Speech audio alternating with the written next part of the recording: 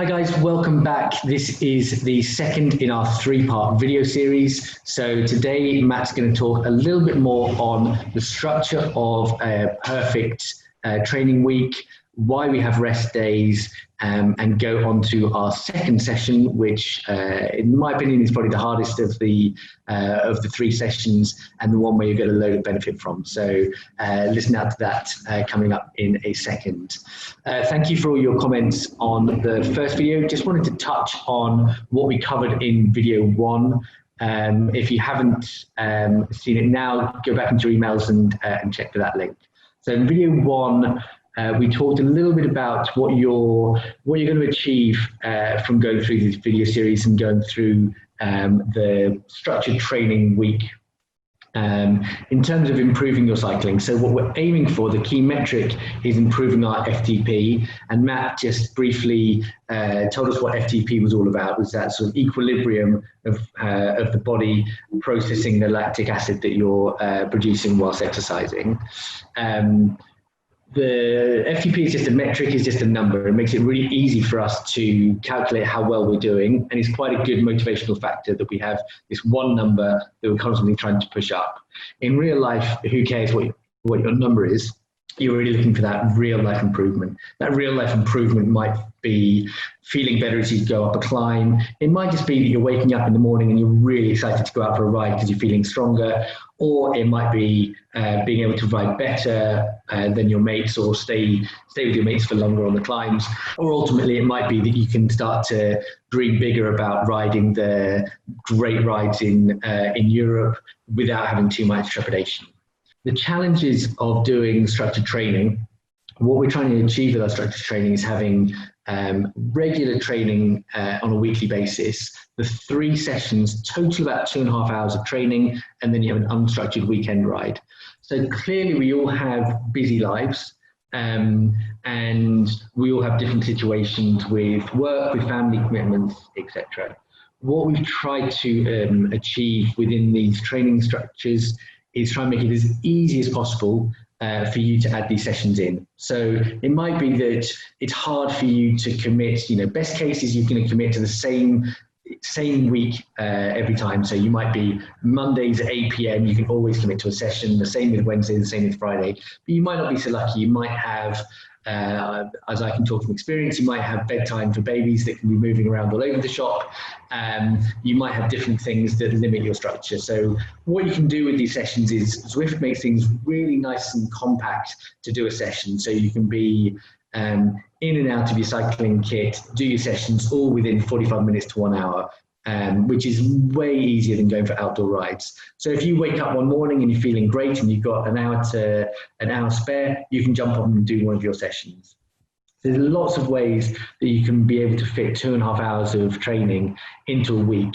And once you start doing that semi-consistently, do that for 2, 3, 4 weeks, you'll really start to see the improvement. And then that motivation really starts to gain. Once you get one improvement, you're really then pushing and pushing for more. And it's amazing how quickly you can expand your motivation to try and hit higher and higher FTPs.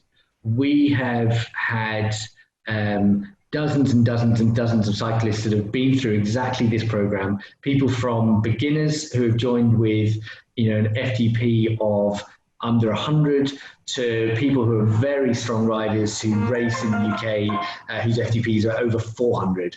And the same principles of training apply for all of those people, and we've seen improvements across the board in those.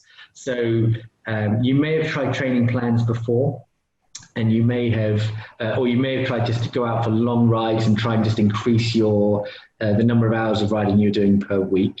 If that hasn't worked for you before, don't be put off.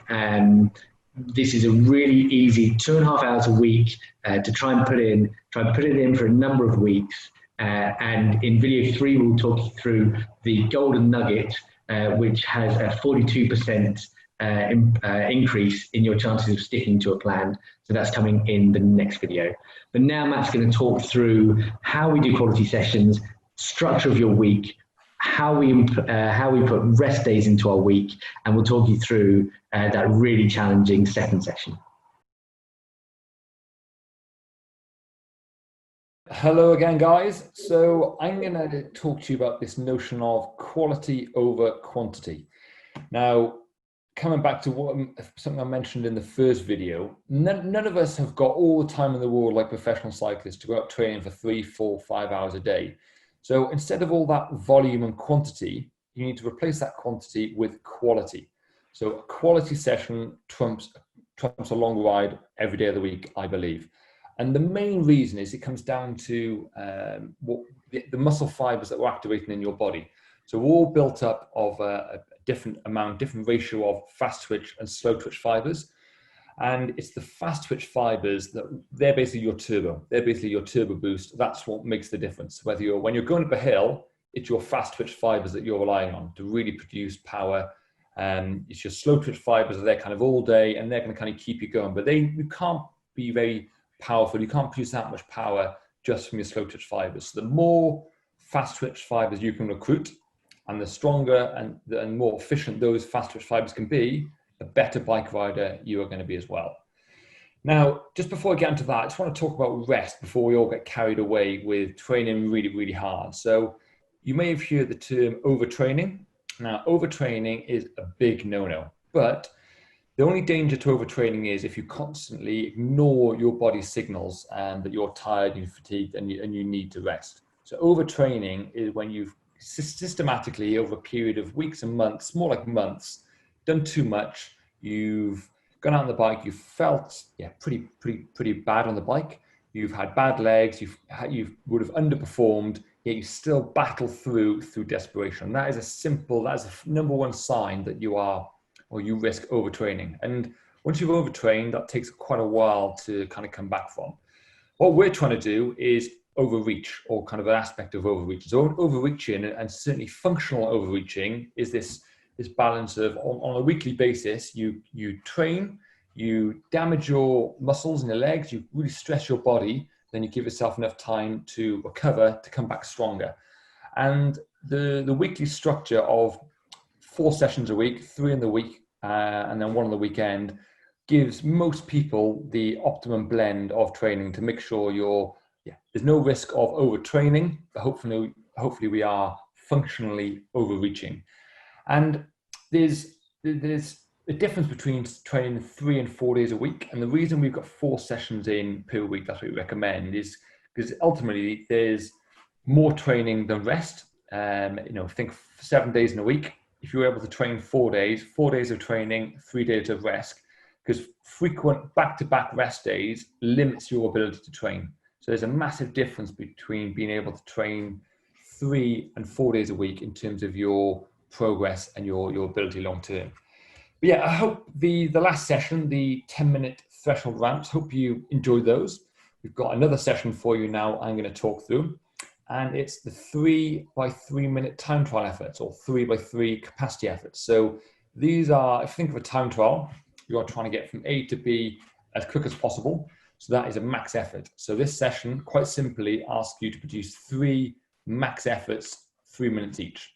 So after a nice little warm-up, a structured warm-up, we have a cool down at the end. In the middle of that, there's 9 minutes of absolute max effort. And that is quite simply the session. There's not too much around it. So you do 3 minutes flat out, allow yourself to rest and recover, go again, flat out for 3 minutes, recover, and go again for 3 minutes. So hopefully psychologically, you can get your head around 9 minutes of pain, safe in the knowledge that this is going to be a really effective training session for you.